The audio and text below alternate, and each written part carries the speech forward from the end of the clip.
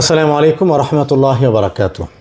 আমন্ত্রণ সবাইকে হজের গল্প আয়োজনে। আমরা আজকে হজ নিয়ে কিছু গল্প শুনবো, জানতে চাবো হজের এখনকার সফর কেমন হচ্ছে। এটা আমরা সবাই জানি।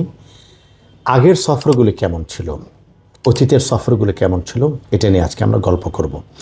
আর আজকে আমরা কথা শুনবো বিগত 20 বছরের অধিক সময় ধরে অত্যন্ত সুনাম এবং আস্থার সাথে হাজিদের খেদমত করে আসছেন বাংলাদেশের প্রথম সারির হজ এজেন্সি, হজ হাজি সেবা প্রদানকারী প্রতিষ্ঠান আমিন ট্রাভেলস অ্যান্ড ট্যুরসের সম্মানিত স্বত্বাধিকারী হাফেজ আমিন সাহেব।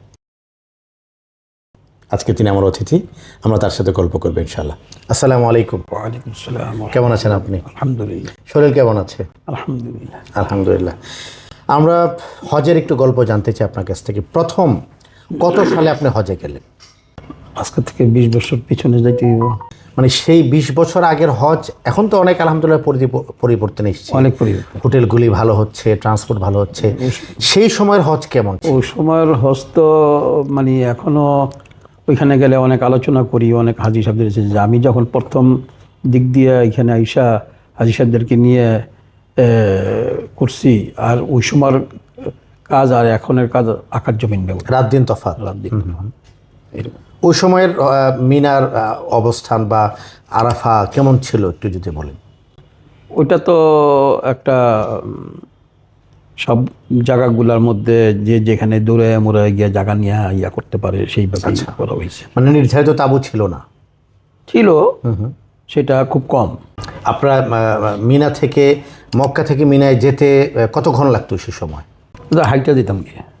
আচ্ছা, পুরা সফর হেঁটে? হ্যাঁ, মাশাআল্লাহ। মাঝখান দিয়ে রাস্তা আছে, জায়গা আছে, ওইভাবে যেতাম গিয়ে। তো সে উপর দিয়ে ব্রিজ দিয়ে ব্রিজের ওই সময় তো ব্রিজটা থাকতো, যারা নিচে নামতো তাদের কাছে। আমরা তো আর নামতাম না, আমরা উপর দিয়া ওইখান থেকে আসতামও আবার যাইতাম ওইভাবে। মাশাআল্লাহ। খাবার দাবারের কি ব্যবস্থা ছিল তখন? খাবার দাবারের ব্যবস্থা ওইখানে যাদের সাথে সম্পর্ক হয়েছে তারা খাবার দাবার ভালো করে পাকায়া খাওয়াইতো। এখন তো দেখি যে তাঁবুগুলিতে এয়ার কন্ডিশন আছে, মিনায় আরাফায় এয়ার কন্ডিশন তাঁবু আমরা দেখি। সে সময় তো আসলে এয়ার কন্ডিশন ছিল না। কিন্তু গরম কেমন ছিল? গরমের কথা বলি, এত গরম, এখন যেরকম গরম তখনও এরকম গরমই ছিল, তখনও ছিল এরকম গরমের সময়। জামারাতের কথা যদি আপনি বলেন, জামারাত তো এখন অনেক লম্বা একটা বিশাল দেয়াল। প্রথমে আপনি যখন গেলেন, সেটা আজ থেকে 20 বছর বা তারও আগে, তখন জামারা কেমন ছিল?